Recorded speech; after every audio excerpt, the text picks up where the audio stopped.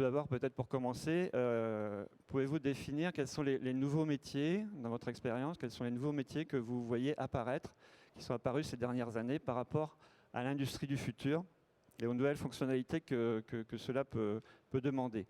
Donc, monsieur Grandy. Oui.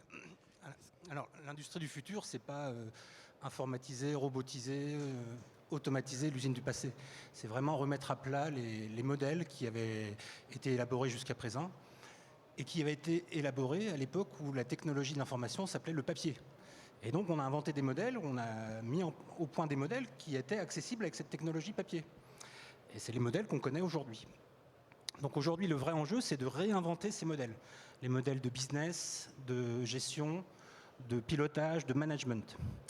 Et les modèles du passé, ils se caractérisent justement par une approche tout à fait cloisonnée de nos organisations. On a mis en place partout un peu des indicateurs locaux où chacun essaye d'optimiser sa petite partie du problème. Aujourd'hui, il faut une vision globale de l'entreprise. Aujourd'hui, on sait connecter tous les acteurs de l'entreprise et en dehors de l'entreprise. Donc les métiers qui émergent, ce sont justement des managers qui vont avoir cette vision transverse des choses, qui vont être pluridisciplinaires, qui vont savoir à la fois parler avec un roboticien, avec un contrôleur de gestion, avec un responsable commercial, pour justement donner cette vision globale de la performance et de la transformation. Donc c'est vraiment ce genre de métier qu'il faut qu'on crée. Ouais. D'accord.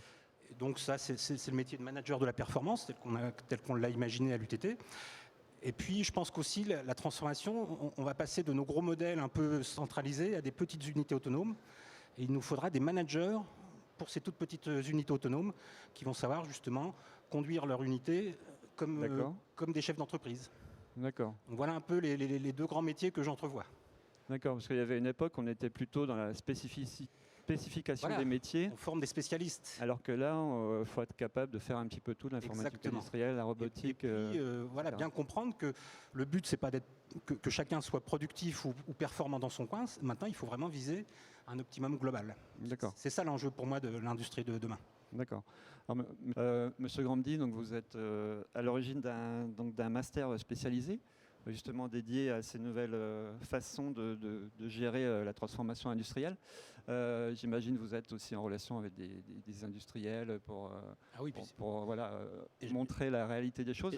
J'ai également un cabinet de consulting en parallèle, donc j'ai un pied fort dans l'industrie. Ouais. Donc pouvez-vous justement nous expliquer un petit peu la philosophie entre guillemets de ce master et justement quelles sont les actions que vous menez par rapport aux entreprises locales ou autres? Alors justement, là on parlait de l'adéquation de notre système éducatif à ce monde qu'on doit inventer. Et effectivement, notre système éducatif actuel, il était de la même façon qu'on a organisé nos entreprises en silos, on a également cloisonné les enseignements, on a cloisonné les disciplines et les savoirs. Et aujourd'hui, on a besoin d'ingénieurs, de managers qui ont une vision transverse. Et donc, c'est vraiment ce qui a été l'ADN de la création de ce MS. Donc, en fait, on accueille des ingénieurs ou des cadres en poste.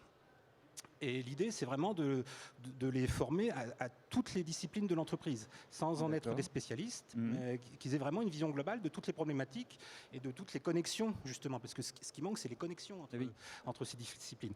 Et c'est vraiment ce qu'on essaye d'apporter dans ce master. Et donc, on a donné une grosse part puisqu'on parlait de la transition écologique, on a 20% de nos enseignements qui concernent la transition écologique, donc l'économie circulaire, l'écologie industrielle. On fait une grosse part au management parce que nos ingénieurs, ils sont très forts pour résoudre des équations différentielles, mais l'humain, ils connaissent un peu moins bien. Donc, et surtout, le socle de cette formation, c'est la vision systémique.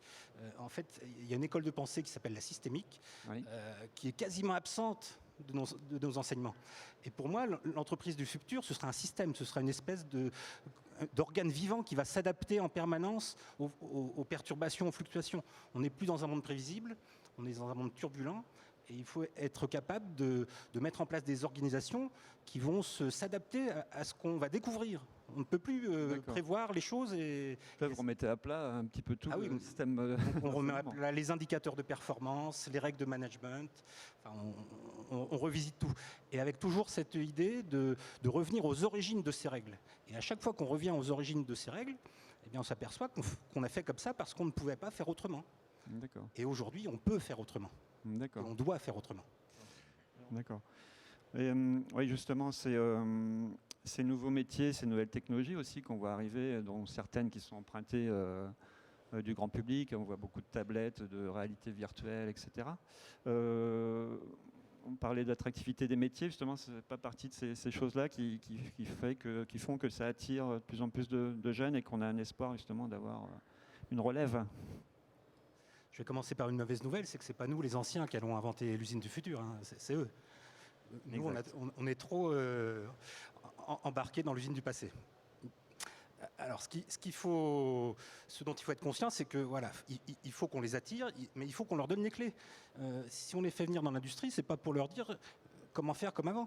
C'est pour leur dire, allez-y, inventez. Oui. Ce qu'il faut comprendre également, c'est que les jeunes, ils sont plus comme nous. Nous, notre but, c'était de réussir dans la vie. Les jeunes, ils veulent réussir leur vie. Ils sont en quête de sens. Ils n'ont pas envie de rentrer chez Renault à 25 ans jusqu'à la retraite. Ils ont envie de s'éclater dans leur boulot. Et l'autre motivation, alors moi je ne pense pas du tout qu'on va les attirer avec la technologie. Ça va les amuser 5 minutes, mais la technologie pour la technologie, ça ne va pas les attirer.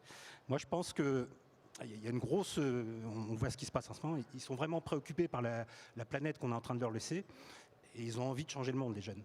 Et je pense qu'on va les attirer si on a des fortes valeurs affichées, mais pas simplement affichées, vécues en matière de RSE, en matière de développement durable. D'accord.